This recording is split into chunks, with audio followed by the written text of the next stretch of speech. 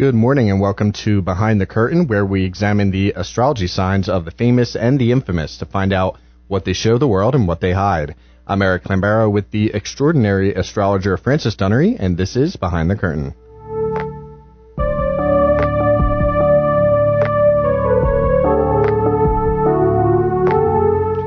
Many of you may know Francis Dunnery as a chart-topping musician with a long list of credits as frontman, producer, and musical virtuoso who toured with some of the biggest names in music history. But what you might not know is the power of his astrology readings. His deep knowledge and skill focuses on core and complex issues that make up how you inhabit the world. You can book him at francisdunneryastro.com or at moonstoneandsage.com. Today we'll be talking about not only the energies of the sky we are living in currently, but also about Erika Kirk, the wife of the late activist Charlie Kirk. Francis, are you with us? Good morning, Eric. How are you doing, my friend? Good morning. I'm doing well. How are you? I'm doing great. I'm trying to come to terms with what's going to happen in the sky. I've just finished a book, actually, an astrological book, which I've just put up on Amazon yesterday about the stock market and the astrological guide to the stock market, which is a fascinating subject, which I studied in the 90s. But then I kind of put it down because it got a bit too statistical. Right. And I'm kind of more interested in people's stuff. Very interesting. But I was looking at it because of the I don't know what happened. I was looking at some of the stats online, and I thought this would make a great book. Like to put what's happening, because so in February now, and this is something I would like people to see if it's right, because I don't know if it's right, because I don't do the stock market. I'm not like a stocks guy, I'm too much of a hippie to do. I guess all the hippies do stocks, but I'm just not one of them stock guys. You know what I mean? I don't do that. But it would be interesting to see if it's actually correct, because financial astrology is really the study of mass movement, like the herd movement or the shoal or the flock. You know how them flocks move? Yep. And there's no leader or anything like. You know what I'm saying? There's no leader or anything. They just move, and it's like, well, we can look at astrology and see what's going to panic the herd, or what's going to make, and that's where the financial astrology comes into it. We see the mass patterns of what people are being affected by. And so in February, for instance, we're going to have Saturn conjunct Neptune at 0 degrees. It happens about every 36 years, and it hasn't obviously happened for 36 years, but it's about to happen now. And so it brings about a new theme. It's like you've had, it's like you've been watching a movie, and then the follow-up come, it's like Terminator 2. The next one's got like so everything's about to change in the stock market. Oh, apparently. Right? I don't want to, because I don't know. I'm just saying that astrologically speaking, they would say we peaked at the end of 2025 and now, and people starting to get a bit something now, and then in February we're going to have a sharp drop off. That's what happened 36 years ago. I was studying it, and I looked and I thought, that drop off, it happened 36 years ago, and look at how sharp it was. It was literally dropping off a cliff, and then it will recover again in March. And blah, blah, blah. I don't want to get too into it. But by July, you got that bullish market again where everybody's going insane. And they're all doing that like, cocaine buying. Say hello to my little friend. They're doing that whole thing. Right. Yeah, very interesting. So you mentioned that for February. Now, I mentioned earlier, of course, we'll be talking about Erika Kirk. That'll be more the second half of the show. But, Francis, Let's start with the skies right now. What could you tell us? Well, I think, whenever anything's in Capricorn, you're always looking, you're looking at ambition, you're looking at, people are looking, if you want to get in the down, you want to get in the flow of the river, then it would be about kind of planting firm footholds in your ambition and your career stuff. That's what Capricorn's good at, the long climb. So it's not really about doing things for a quick fix or anything. That's all like Gemini stuff, you know what I mean? The Capricorn, let me just check actually, I think I don't know how many planets are in Gemini right now, I think there's a ton. We've got Mercury, the Sun, Mars, and Venus all in Capricorn. So this is a time for ambition. This is a time to build strong foundations. The thing about Capricorn is it's never kind of like the school quarterback. I'm a Capricorn, so we're not that, but we always get you in the end. Mm-hmm. Just simply because we can outlast everybody. That's the Capricorn thing. Capricorns don't really come into their own until they get older. The Capricorn button we mess around until we're like 58, And then the Capricorn button comes on, and then we're like, oh, let me try and do that, and then we look at everything we've done and we use our experience, because you can't really tell Capricorn things. And that's the thing about this energy that's in the sky right now. It's not really about reading a book. It's what have you done? Like, what practical, historical evidence do you have that this is going to work? That's what Capricorn does. So this is a good time to do that, to look at all your experience, to look at everything you've done over the years, and to put that into some form where you can be rewarded for it. Because again, Capricorn asks in the crop cycle, what do I get for my crop? Like, who am I because of my crop?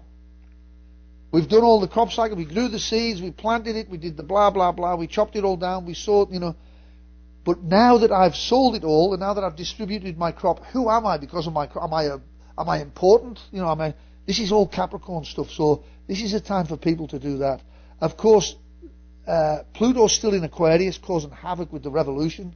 That's going to be ongoing. We're watching that. It's going to come from all over the place. This is a new time. And I think people really need to get that in their minds, because we're not going back. Right. You know what I'm saying? Like, it's not going back, like the good old days and all. No, now is the good old days. You've got to create the good old days now. Because we're definitely not going back. Pluto in Aquarius won't go back. It might get like less radical at some point, because whenever a planet goes from one sign into another, like you've got 29 degrees of, say, Capricorn, and Pluto's in 29 degrees of Capricorn, and then it flicks that switch and goes into 1 degree of Aquarius, 0 degrees, goes into Aquarius. That's what happens. So we're in a new theme now. Like, it's like you've had Terminator, now you're in Terminator 2. Mm-hmm. Terminator doesn't matter anymore. Right. By the time you get to Terminator 3, I think Arnold Schwarzenegger was even on the side of the goodies, right? So it's like that. It's like there's no rules from the past that's going to really apply to now. We're making it up as we go along now. Right. It's fascinating. So that's going to and it's going to cause as much havoc as you allow it to cause, because if you accept everything as it is, there is no havoc. Do you know what I'm saying? Like, yeah. There's no havoc. Like, people used to get upset because of all sorts of things. Right. And that they don't get upset about now. So there's no havoc now. And if you look at all those, like, cries for freedom that we've had all over the place, like, say, like, the way that it is for, say, I mean, I'll just take a random one, say, the way it is for gay people now in the world, go back like 40 years, it's very different now, and it's much more inclusive now. But if you're still going to get het up about this, because you've been brainwashed into thinking that, gay people are bad, or they're like, what, or some like 50s view of whatever it was, that's gone. Mm-hmm. And you'll be living in deep pain because the world isn't like that anymore. Nobody cares. Right. Definitely much different for sure. You know what I mean? Like, nobody cares like they used to, and and that'll just keep going. So you're not going to go back. There isn't going to be a backlash against gay people. Right. Moving forward. Yep. Yeah, it's going to keep going forward. So this is a forward momentum, and so that's Pluto in Aquarius. That's in the sky right now. That's ongoing. Jupiter in Aquarius means that it's in retrograde, though, because Jupiter in Aquarius, it's affecting our home life, and it's affecting our families. Like, there's a lot to do with family, a lot to do with security. So there's a lot of security stuff going on. Everybody's hopeful for a secure future, but you see those wars kicking in like Ukraine, or there's just there's various kind of conflict around the earth. And I'll tell you what, just to sideline this, Eric, if you in the 60s when we went to the moon, if we did go to the moon, I'm sure we did. The questions, yep. Some people say we didn't, but let's say we went to the moon. The moon is a symbol of our feelings and our emotions, what keeps us safe. And at that time, there was an explosion of psychotherapy. That's when it first came onto the scene then, really in a major kind of public way. Mars is a symbol of human aggression, and so this is a time of war. And you're seeing that tension. Everybody doesn't, and people don't realize it, that the herd, they think they're being their nice individual people, but the herd is actually furious. And it's being like, if you're not individuated, if you can't spot these things, you're gonna be furious. Mm-hmm. And when you understand and you get understanding about what's going on, then you can have a choice of whether you respond to these things or not. But I'm watching people on social media, I don't know, you've probably seen it yourself, just going insane about stuff. Especially now, you do see a lot of that for sure. Francis, so we're coming up on a break here. We're going to hear from our sponsors. When we come back, we're going to be discussing Erika Kirk and much, much more in the second half of Behind the Curtain. So stay with us, listeners, and we'll be right back.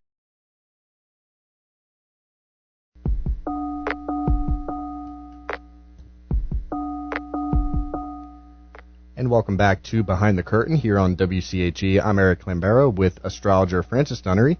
Today we'll be analyzing the astrological sign of Erika Kirk. Francis, what could you tell us just initially about Erika Kirk here? Well, I mean, I didn't see a chart until just before we got on air, and I'm looking at it now, and it's actually, I didn't study it at all. It's actually fascinating. So first of all, with the moon in Aries, like this girl's not frightened at all. She's not frightened of anything. She's very aggressive, actually. Mm-hmm. And I don't mean that in a negative way either.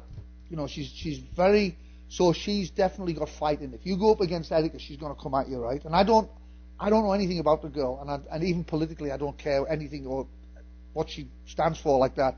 I'm just saying the person herself. She's also got Mars in Aries, which makes her prone to blurting things out. So this is a girl where if you go up against this girl, she's gonna knock your lights out for definite. I've never seen her do that in the public ever. I've never seen her like that. I mean, I don't really have too much dealings with the girl, but I can see by her chart with Mars in Aries conjunct the Moon, her mother was probably like that. She probably had an unbelievably aggressive mother, so she would have to deal with her. But her feminine will knock your lights right out, and she'll come at you as well. She's incredibly aggressive. She's got the impulse of the Aries impulse just to go forward. Like the seed's impulse. We talked about it a few weeks ago with Donna. The seed's impulse to grow. I'm going up. I'm gonna, that first when the seed wants to go in the springtime. That energy. So she can't be stopped, and she'll just. In many ways, Aries can also be as brave and courageous as Aries is. It can also be a blundering fool. Like blurting stuff out and saying things that's like inappropriate or doing things, so she's got that as well. But one of the things that I would say about that, the Mars Moon conjunction that she has in Aries, is that you don't want to mess with this girl. I'll tell you that now. Right. I wouldn't want to be in a relationship with this girl because she naturally just wants to fight. And I don't mean that's wrong. I don't even mean it like that. She's just very aggressive. She's got a lot of aggressive energy. So if I was going to speak to Eric, I was doing her chart, I would say make sure that you run 7 miles in the morning. Right.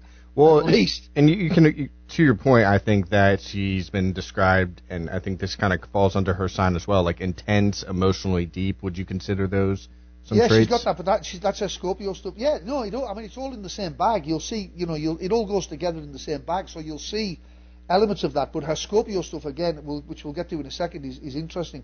This is just a blurting, this is an out-and-out, aggressive, courageous lady. Like but she's very aggressive. So like if you're looking for like peace in a relationship, like you're not going to get it from this girl. Right. Do you know what I mean? An opposite and not end, because she's wrong either. I don't mean it's wrong. She just has that. She would probably make a great sports star or something like that. That's why she would excel. Yeah. Like a lot of athletes have that type of chart. Like really successful athletes have that. Right. Now contrary to that, her Venus is in Libra, so she's keen to try to make out like she's fair-minded, and her values are about fairness, and she doesn't like. She's very sensitive to being judged because she's a harsh judge herself. You know what I mean? She's secretly like a real. She's very. She does love people. She loves to be around people. So she's not like this part of her does at least. She loves people. She's looking. Her values are of peace, but her feminine is at war. And being around people, like that seems to be something that's been a hot topic since the assassination of her late husband, Charlie Kirk, with her going on these very public tours, giving a lot of interviews and stuff like that. So I think that kind of goes along with that. Well, I think that we'll get to that right. If you can give me a 5-minute warning, Eric, because that's what I'll finish up, because that's what's behind the curtain. You're absolutely bang on the money with that. You're completely bang on. That's what's behind the curtain with this girl. Yeah. That's what it is. Yeah, definitely a lot that goes into that. And now, Francis, one question I had for you on this. So if Erika Kirk, if she were to walk into an astrology reading, what questions would her birth chart naturally prompt an astrologer to explore? It would be an ambition, which is what's behind the curtain. That's what it would be. So if we go to her Scorpio stuff and her Pluto in Scorpio, because here's the thing, like when you put Pluto in Scorpio in the 8th house, it's conjunct Mercury and it's conjunct her Sun. So she's got this scorpionic ball, and it's in the last 10 degrees of Scorpio, which is can be very aggressive as well. So I'm looking at her aggression all the time. That's when I look at her chart. That's what I'm seeing. This is a really aggressive, intense. She's intense. This girl, like she could explode at any minute. Yeah. You know what I mean? And even though she might try to keep it calm, she's just like this. She's at any second. Which again is contrary to what's in behind the curtain, which again I'll get to in a second. So her scorpionic stuff, the last 10 signs come in 10-degree increments. So there's like the first 10, the middle 10, and the last 10. She's in the last 10 of Scorpio, which tend to be more intense than everybody else. Yeah. So this is a like deeply intense, like aggressive, like just like seething, like simmering, like energy, that's going on there. People with Pluto in the 8th house often. So it ties in with her chart because her partner was killed. A lot of 8th house stuff is about death, as you know, with the death stuff. Like the people like Lady Diana Spencer, I think we did her. Mm-hmm. She had Mars in the 8th house. She came to a painful end. Her husband, Erika Kirk, has come to been assassinated on here. So that ties in with her chart. Like in that sense, you can't really say people with Pluto in the 8th house, their old partners are going to get assassinated, but there's often like a violent, there is a violent thing going on there. Yeah. Now, sorry, go on, Eric. What? Oh, no, it was just very interesting, some of the stuff you were mentioning there. And now, some of the other things, so I'm seeing Scorpios. Often we touched on the intense and emotionally deep, so we'll get to that later. But one of the other things I was seeing was just about resilience and transformation, Scorpio energy. Is that something you see from her as well? Well, look, all Scorpios are involved with loyalty and trust. Like, so they don't trust very well because they know, we're all born out of a death, in weird ways. Like, we go through these death cycles all the time. Like our personalities, like the eyes, even physically, the eyes you're looking at me today are not the eyes you were born with. They've died. The cells have died 1,000,000 times and come back to life. We're caught in this death and transformation thing all the time. Like what my favourite quote by the greatest Scorpio, actually Donna's the greatest Scorpio, let me say that, and but the other greatest Scorpio, which is Joni Mitchell, who says nothing lasts for long. That kind of deep, obvious kind of, it has so much depth that nothing lasts for long. Scorpios are inherently aware of that. Yeah. That's why they don't trust very well. So they're looking for trust all the time, and so Erika Kirk would be no different. Like she, like to find the guy she trusts or to be at one with and then have him taken away is actually a tragic thing for the girl to have. It's very upsetting. But here we go behind the curtain. When we look behind her curtain, this is a religious figure. She has Neptune in the 10th house, and Neptune in Capricorn in the 10th house, which means Neptune is always a martyr type figure. It's always a sacrifice of some point. So this is somebody who sees themselves as a societal martyr, right? So she sees herself as that. She has Uranus there, so she's a shift in the masses. Like these are outer planets. These are big planets that affect masses. So and it's in her public house, so she's going to be seen to affect mass psychology. And he's behind the curtain. But her ambition, she's always been ambitious, this girl. She's always been looking to get herself on the stage. And I did know that she was, I think, Miss Arizona, or I know she was in like beauty pageants and things like that. Oh, she was? I don't know. I haven't a clue. Yeah, from a young age, that's something I read about her. Where I think it was Arizona. So that makes sense when you say that.